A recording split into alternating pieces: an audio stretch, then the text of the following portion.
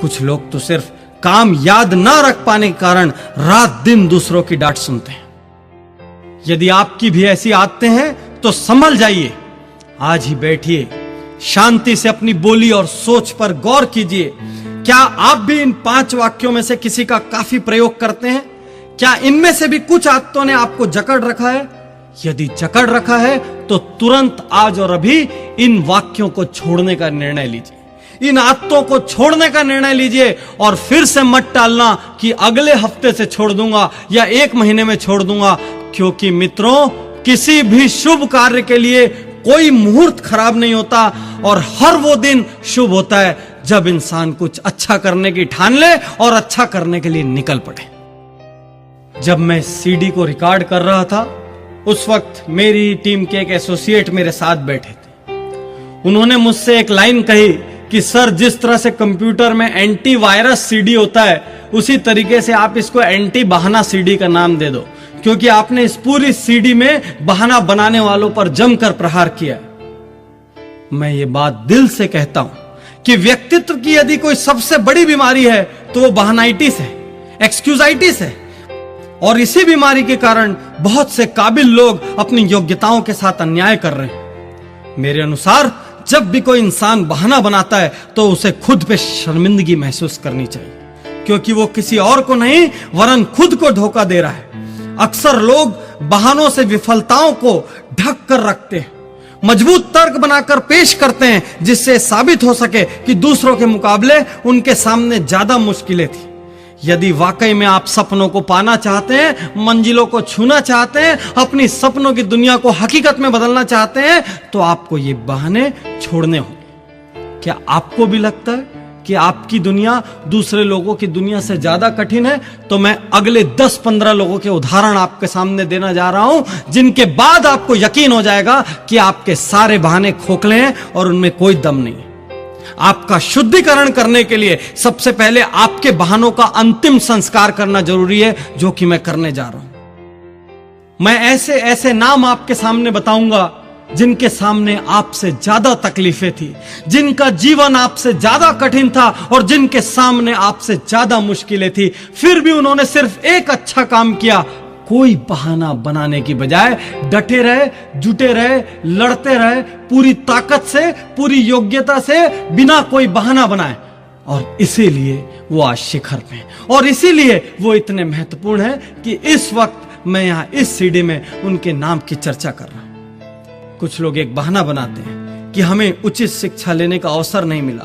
मित्रों, उचित शिक्षा लेने का अवसर फोर्ड मोटर्स के मालिक हेनरी फोर्ड को भी नहीं मिला था और रिलायंस इंडस्ट्रीज के चेयरमैन धीरू भाई अंबानी को भी नहीं मिला था। फिर भी इन लोगों ने अथाह और अपार सफलता अर्जित की। कुछ लोग कहते हैं बचपन में ही मेरे पिता का देहांत हो गया था, उसके बाद मैं लगातार घर संभालने की जिम्मेदारी में डट गया। मित्रों, प्रख्यात संगीतकार AR रहमान के पिता का भी देहांत बचपन में हो गया था। मेरे स्वयं के पिता का देहांत भी बचपन में हो गया था। लेकिन हम में से कोई भी इन बहानों का सहारा नहीं लेता। कुछ लोग यह भी बहाना बनाते हैं कि मैं अत्यंत गरीब घर में पैदा हुआ हूं, इसलिए मुझे मौके नहीं मिले। कैसी बात कर रहे हो आप? देश के अधिकांश सफल लोग गरीब घरों में ही पैदा हुए थे।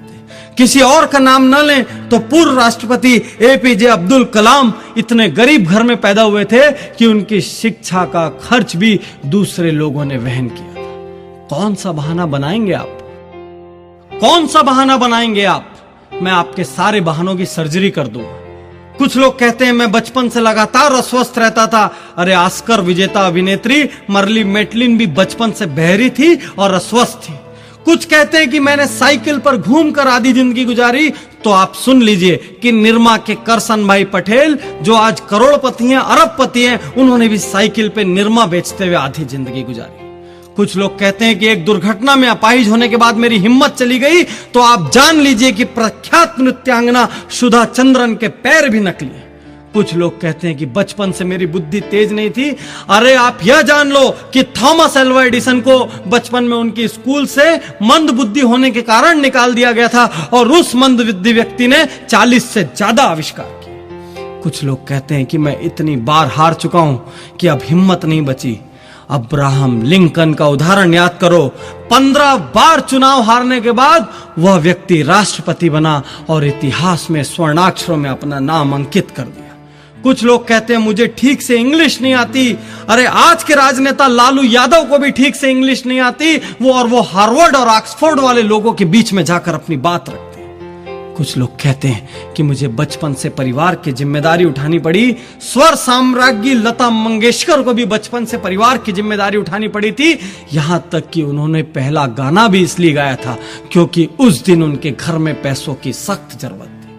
कुछ लोग कहते हैं मेरी लंबाई बहुत कम है, तो देश के सुपरस्टार सचिन तेंदुलकर की भी लंबाई बहुत कम है। कुछ लोग कहते हैं मैं इंजीनियर बनना चाहता था, लेकिन परिस्थितियां ऐसी हो गई कि मुझे मेरे मन की राह नहीं मिली, मैं व्यापारी बन गया। डेल कार्नेगी का नाम आपने सुना होगा, जिन्होंने how to win friends and influence people जैसी बेस्ट सेलर किताब लिखी है। वो फुटबॉल खिलाड़ी बनना चाहते थे, लेकिन वो विश्व के सर्वाधिक लोकप्रिय और प्रख्यात लेखक बन गए। कौन सा बहाना बनाओगे आप? कैसा बहाना बनाओगे आप? मैं आपके हर बहाने की सर्जरी करने के लिए आपके सामने खड़ा हूं। कुछ लोग कहते हैं मैं अत्यधिक मोटा हूं, इस वजह से मुझे शर्म आती है। अरे मोटे हो तो मोटापा कम करो। अदनान सामी को देखो, इतना मोटा व्यक्ति था तब भी वो बहुत अच्छा गायक था, और उसने एक दिन निर्णय ले लिया कि मुझे मोटापा कम करना है, तो उसने ऐतिहासिक रूप से अपना वजन कम करके दुनिया को दिखा दिया कि दृढ़ निश्चय हो तो सब कुछ संभव है। कुछ लोग कहते हैं मैं एक छोटी सी नौकरी करता हूं, क्या हो पाएगा? अरे धीरू भाई अंबानी, नारायण मूर्ति, ये सारे लोग छोटी छोटी नौकरियां करते थे। कोई कहता है मेरी कंपनी, मेरा व्यापार एक बार दिवालिया हो चुका है, अब मुझ पे कौन भरोसा करेगा? तो आप जान लीजिए कि जिस पेप्सी को आप बड़े चाव से स्वाद लेकर पीते हैं, वह दुनिया की सबसे बड़ी शीतल पेय निर्माता कंपनी पेप्सी कोला 2 बार दिवालिया हो चुकी। कुछ लोग कहते हैं मैं डिप्रेशन में जा चुका हूं, मेरा नर्वस ब्रेकडाउन हो चुका है। तो आप जान लीजिए कि डिज्नीलैंड बनाने के पहले वॉल्ट डिज्नी का भी 3 बार नर्वस ब्रेकडाउन हुआ था। कुछ लोग उम्र का बहाना बनाते हैं, उम्र बहुत ज्यादा हो चुकी है। तो आप ये जान लीजिए कि विश्व प्रसिद्ध केंटकी फ्राइड चिकन के मालिक ने 60 साल की उम्र में पहला रेस्टोरेंट खोला था, और उस दुनिया में उनके पास रेस्टोरेंट की श्रृंखला है। कुछ लोग कहते हैं कि मेरी उम्र कम है, तो आप सानिया मिर्जा को देखिए, इतनी कम उम्र में दुनिया के शीर्ष टेनिस खिलाड़ियों में आज उनका नाम शुमार है। कौन सा बहाना बनाएंगे आप? कुछ लोग कहते हैं मेरे पास एक बहुत ही बहुमूल्य आइडिया है, लेकिन जहां भी जाता हूं कोई मेरे प्रस्ताव को स्वीकार नहीं करता, मैं हताश हूं, निराश हूं। आप जान लीजिए कि जेरोक्स की फोटोकॉपी मशीन के आइडिया को भी पहले ढेरों कंपनियों ने अस्वीकार किया था, और परिणाम हमारे सामने है। आज हर गली में, हर ऑफिस में एक फोटोकॉपी मशीन है, और वो आज किसी भी ऑफिस के लिए सबसे जरूरी चीजों में से एक। कुछ लोग कहते हैं कि मैं काम शुरू करना चाहता हूं, लेकिन मेरे पास काम शुरू करने के लिए भी धन नहीं है। मित्रों, ये कोरा बहाना है, क्योंकि इंफोसिस के पूर्व चेयरमैन नारायण मूर्ति के पास भी काम शुरू करने के लिए धन नहीं था। और यदि इस सीडी में समय की पाबंदी नहीं होती तो मैं आपको 10,000 नाम ऐसे बताता जिनके पास काम शुरू करने के लिए धन नहीं था, और जो आज करोड़ों अरबों रुपयों के मालिक हैं। कुछ लोग कहते हैं कि उन्हें ढेर सारी बीमारियां हैं, कैसा बहाना बनाते हैं। अरे वर्जिन एयरलाइंस के प्रमुख मिस्टर रिचर्ड ब्रेंसन को आंखों की कमजोरी है, डिस्लेक्सिक है। लेखक वेद प्रकाश मेहता की दोनों आंख नहीं है। राष्ट्रपति रूजवेल्ट के दोनों पैर काम नहीं करते थे। यहां तक कि स्वर्ण पदक विजेता विल्मा रुडोल्फ को पोलियो था। मित्रों, आप जितने भी बहाने सोच सकते हैं, मैं उनसे ज्यादा नाम आपको बता सकता हूं जिन्होंने उन मुश्किलों का हल ढूंढा है। कुछ लोग कहते हैं कि यह जरूरी नहीं कि जो प्रतिभा इन महानायकों के अंदर थी, जिनके नाम आप ले रहे हैं डॉक्टर पाटनी, वही प्रतिभा हमारे अंदर भी हो। तो मैं आप सब लोगों से कहता हूं कि यह भी जरूरी नहीं कि जो प्रतिभा आपके अंदर है वो इन महानायकों के अंदर हो। आप किसी और गुण के बल पर महारथी साबित हो सकते हैं। मैं ये यकीन से कह सकता हूं कि हर वह व्यक्ति सफल हो सकता है जो हार के लिए तैयार हो और सही दिशा में डट कर जुट जाए। हां, सफलता का प्रतिशत अपनी अपनी योग्यता के अनुसार कम या ज्यादा हो सकता है, लेकिन यह तय है कि असफलता हाथ नहीं लगेगी। और हां, इस सफलता की शुरुआत किसी बहाने से नहीं हो सकती। उसके लिए एक दमदार प्रयास की जरूरत है, लेकिन ये बहाने आपके सपनों की अर्थी जरूर निकाल सकते हैं। इसलिए अगली बार काम से जी चुराने के पहले, असफलता के डर से काम छोड़ने के पहले, जिम्मेदारियों से भागने के पहले यह जरूर सोच लेना कि आप किसका अहित कर रहे हैं, क्योंकि मित्रों, जीवन में आपने क्या खोया और क्या पाया, इसकी सिर्फ आपकी और आपकी जिम्मेदारी है। एक बात और कहना चाहता हूं कि यदि आप सोच रहे हैं कि कल कुछ खास हो जाएगा, भविष्य में कुछ जरूर कर लूंगा, तो मैं आपको बताना चाहता हूं कि भविष्य का आविष्कार नहीं होता। हर रोज जो आप करते हो उसी से भविष्य का निर्माण होता है। आप हर रोज जो मेहनत कर रहे हो वह भी भविष्य में तब्दील हो रहा है, और आप हर रोज जो बहानेबाजी करके दिन गंवा रहे हो वह भी भविष्य में तब्दील हो रहा है। आपको चुनना होगा आप कैसा भविष्य चाहते हैं।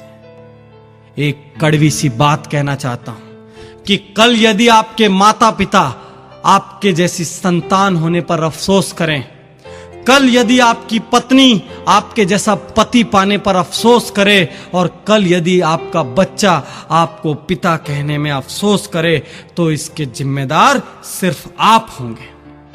आज आप जहां भी हैं, कल आप जहां भी होंगे, इसके लिए आप किसी भी और को जिम्मेदार नहीं ठहरा सकते। इसलिए आज, अभी और यहीं अपने सारे बहानों का अंतिम संस्कार कर दीजिए, अपने सारे नकारात्मक वाक्यों का अंतिम संस्कार कर दीजिए, और देखिए कल की सुनहरी सुबह एक बार फिर आपके लिए खुशियों के नए पैगाम लेकर आएगी। और अचानक ही आप देखेंगे कि भाग्य भी आपका साथ देने लगेगा। अचानक ही आप देखेंगे कि ऊपर वाले का आशीर्वाद भी आपको हर पल मिलने लगेगा। एक गांव में एक बार बहुत भारी बाढ़ आ जाती है। धीरे धीरे सारा गांव उस बाढ़ में डूबना शुरू हो जाता है। एक व्यक्ति का घर उस बाढ़ में डूबने लगता है, जो कि ईश्वरवादी था, ईश्वर में बहुत ज्यादा आस्था रखता था। पानी धीरे धीरे ग्राउंड फ्लोर से फर्स्ट फ्लोर तक आता है और छत तक पहुंच जाता है।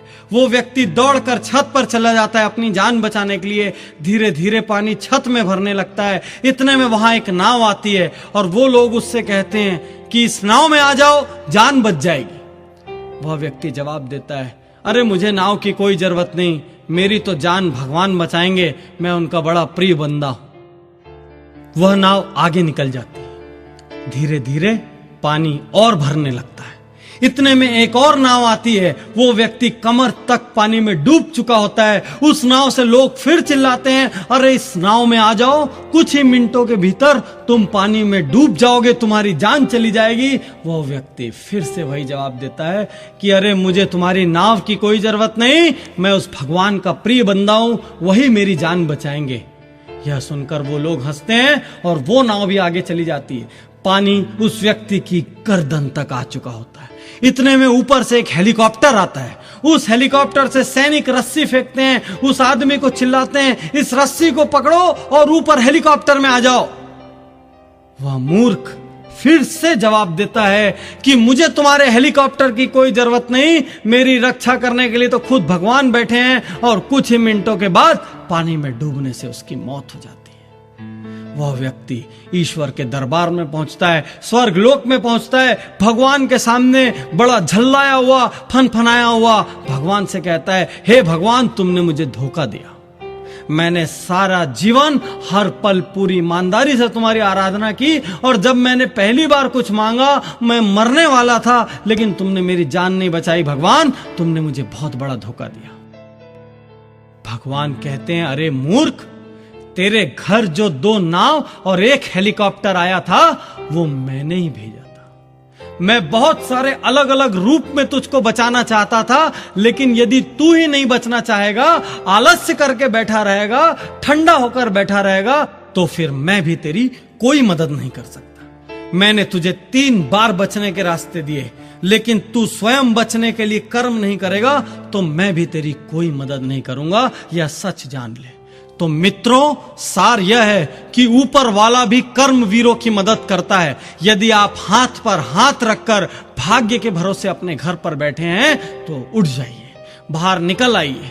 जैसे ही आप मेहनत शुरू करेंगे, वैसे ही आप देखेंगे कि परिस्थितियां आपके अनुकूल होगी। वैसे ही आप देखेंगे कि ईश्वर की सत्ता की कोई अदृश्य शक्ति अचानक ही आपकी मदद को दौड़ पड़ेगी और आपके राह में आने वाली मुश्किलें कम होती चली जाएगी, संकटों के बादल छटने लगेंगे।